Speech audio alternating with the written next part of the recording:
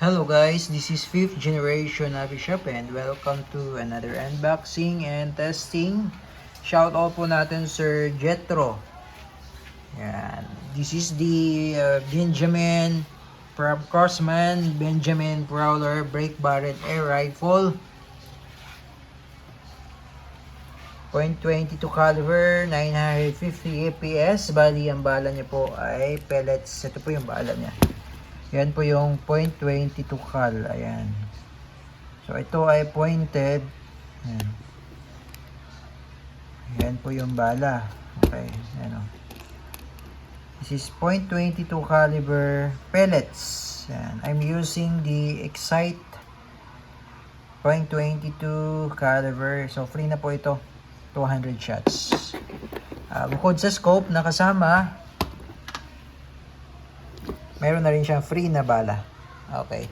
So, ideal for small hunting, plinking. Yan. Up to 950 APS. Bali, itong unit na to ay powered by nitro piston. Okay. So, ito po yung nitro piston.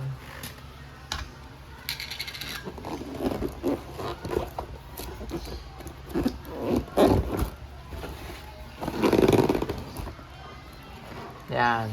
Yan po yung nitro piston. Ayan po yung bagong technology po ng Benjamin Crossman. So, hindi na po kailangan ditong magpakarga ng hangin. Hindi nyo na rin po kailangan ng CO2. Dahil ang nagpapagana po dito ay nitro piston. Okay, so brake barrel po. Ito po yung binabali. Tapos mayroon siyang scope na kasama na 4x32mm scope. Ayan, with quite far technology sound suppression. So meron siyang sound suppressor built-in. Okay. Ayan. So ito po yung model Prowler Break Barrel Air Rifle Single Shot Caliber 22. Ayan. Okay, so buksan na natin para makita po. Okay, so ito po yung kasamang scope 4x32. Ayan. Tapos may kasama na rin siyang rail. Ito po yung rail. Yung mounting. Okay, yung mounting. And then, kailangan nyo po siya talagang lagyan ng scope kasi wala po siyang iron sight. Ayan. Wala siyang iron sight. Tapos, ito po yung binabali. No? So, ganito lang po yan. Pagbabaliin po. Ayan. Papaluin nyo lang po ito. Pak. Ayan.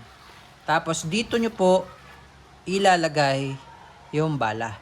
Yung pellet. Okay? Ayan. Tapos, balik. Ito po yung kanyang safety. Sa ngayon po, naka-safe yan. Yan naman po yung fire.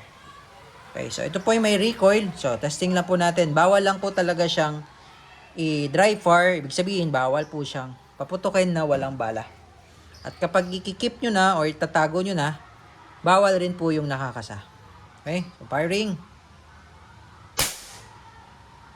Yan. So, may recoil po. So, every load, shot, every load, shot. Okay, so paglo-load is to break the barrel. Ganyan lang.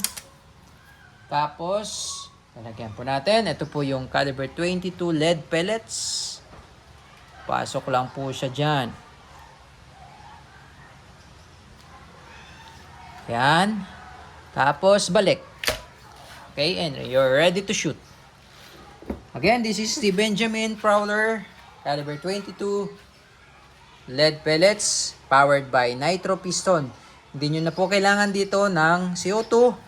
Ito yung kagandahan sa mga mahirap magpakarga sa mga lugar na walang makargahang CO2 at mahirap magpakarga ng CO2. Kasi hindi na po kailangan dito ng CO2. Bali, ang nagpapagana sa kanya ay yung nitro piston. Okay, testing. So, ito po yung ating magiging target. Lalagay lang po natin doon. Testing po, Benjamin Prowler, caliber 22 lead pellets, break barrel. So, hindi ko po muna nilagay yung scope. And, firing.